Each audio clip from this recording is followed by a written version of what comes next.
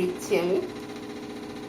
আলু যখনই ঝুরি ভাজা করবেন, অনেকে আলু কি করে কেটে ধুয়ে শুকিয়ে তারপরে ঝুরি ভাজা করে, তাই তো? আলু ঝুরি ভাজা যেটা নিমন্ত্রণ বাড়িতে হয়, তো আমি সেটা করি না। আলুটাকে আমি ভালো করে দিয়ে ঘষে নেই। যদি বা ঘষার সময় আমি ভিডিওটা করতে পারিনি, কারণ হচ্ছে আমি একা ঘষছি, একা ভিডিও করা যাচ্ছিল না, তাই আর করা হয়নি। তো বন্ধুরা, আপনারা এই টিপসটা ফলো করে সুন্দর এই ঝুরি আলু ভাজা করতে পারবেন। কী করবেন, ভালো করে খোলা ছাড়িয়ে ভালো করে 3-4 বার করে ধুয়ে নেবেন। ধুয়ে এরকম ঘষে নেবেন, আলু ঘষানোটা দিয়ে ঘষে নেবেন। এরকম করে ঘষে ভালো করে 8-9 বার ভালো পরিষ্কার জল যত সময় না বেরোবে তত সময় ধোবেন। ধুয়ে এবারে ফ্রিজে বরফ থাকলে বরফ দিয়ে আর ঠান্ডা জল দিয়ে এরকম রাত্রিবেলা ভিজিয়ে রাখবেন। এই আমি অনেকগুলো ওই বরফের টিউব দিয়েছি, দেখতে পাচ্ছেন। এই এবারে এইটা আমি কাল, যেহেতু আমার কালকে শনিবার নিরামিষ, এবার 3 দিন চলবে পরপর, শনি রবি সোম। কারণ হচ্ছে সোমবার হচ্ছে বাবা ভোলেনাথের দ্বিতীয় সোমবার, তো ওই জন্য আমি রবিবারটা পালন করি। তা এইরকম আমি ভিজিয়ে রাখবো এখন সারা রাতের জন্য। কালকে যখন ভাজবো এই জল থেকে এরকম জল ঝরিয়ে গরম তেলের মধ্যেই আমি ছেড়ে দেবো। কালকে দেখতে পাবেন আপনারা। আমি সারা রাতের জন্য এরকম ভিজিয়ে এখন রেখে দেবো। ঠান্ডা জল দিয়ে বরফে, ফ্রিজের ঠান্ডা জল আর বরফের টিউব দিয়ে এরকম ভিজিয়ে রাখবো। আপনারা এই টিপসটি ফলো করে রাখবেন, দেখবেন সুন্দর আলু ভাজা হবে, ঝুরি আলু ভাজা। কড়াতে তেল দিয়ে দিয়েছি। এই যে আমার কালকে আলু কেটে রেখেছিলাম ভিজিয়ে, তেল গরম হয়ে গেছে। এবার আমি জল থেকে আলুগুলো তুলে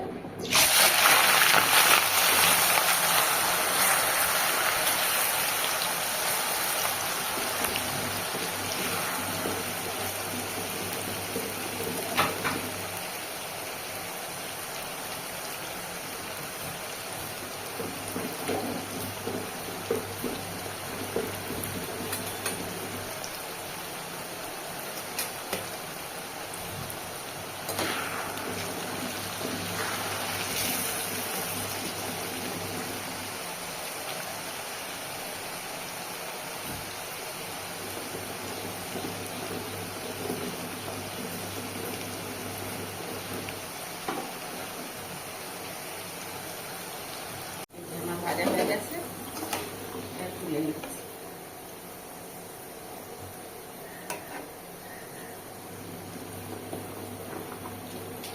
দেখুন কত সুন্দর ভাজা হয়েছে।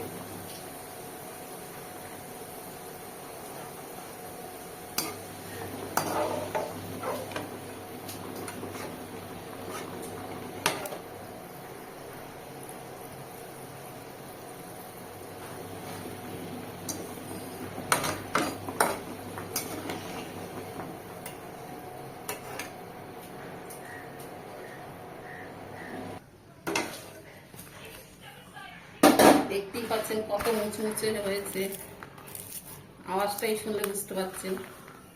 আমি কিন্তু আলুটাকে, আপনারা এই পদ্ধতিতে করবেন, দেখবেন খুব সুন্দর ভাজা হবে।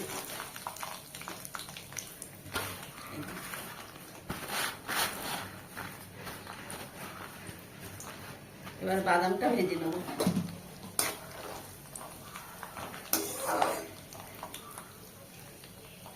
বাদামটা ভেজে নেব।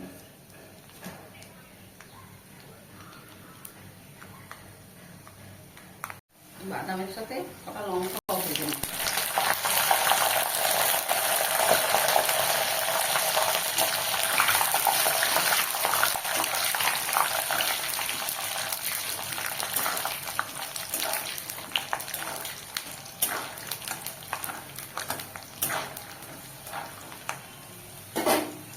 বাদাম ভাজা হয়ে গেছে, সব তুলে নেব।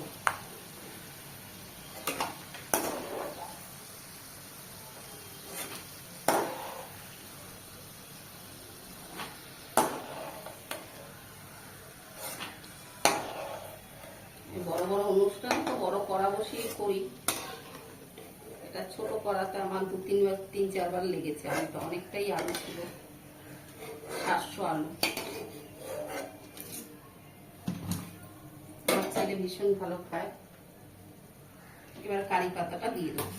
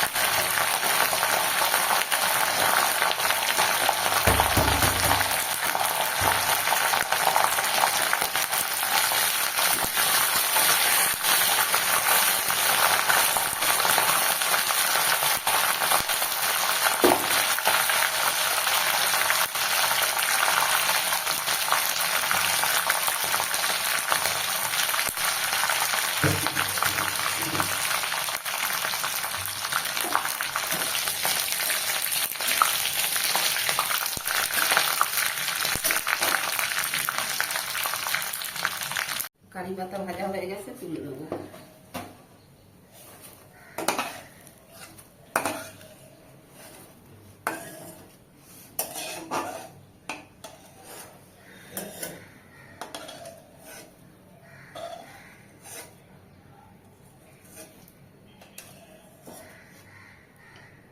কারি পাতাতে দুর্দান্ত একটা গন্ধ না, দারুণ লাগে। এবার আমি এই তেলের মধ্যেই কটা বড়ি ভেজে নেবো। বড়ি ভাপা করবো।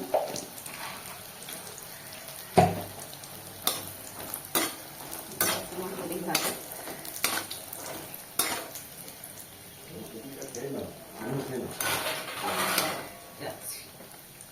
10টা নিয়েছি, তুমি 4টে খাও।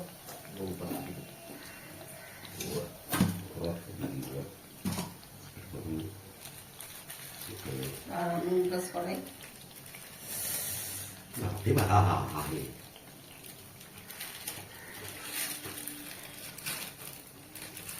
এবার আমি উপর থেকে একটু নুন ছড়িয়ে দেবো, বিট নুন।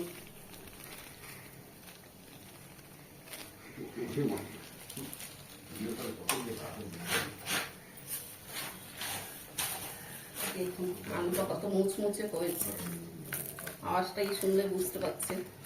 এবার একসঙ্গে আমি ভেজে নেবো, ওগুলো সব মেখে নেবো।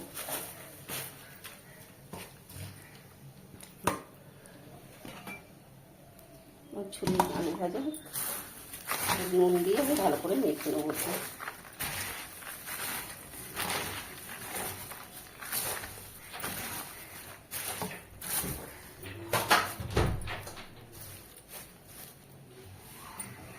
ছুরি আলু ভাজা হয়ে গেছে।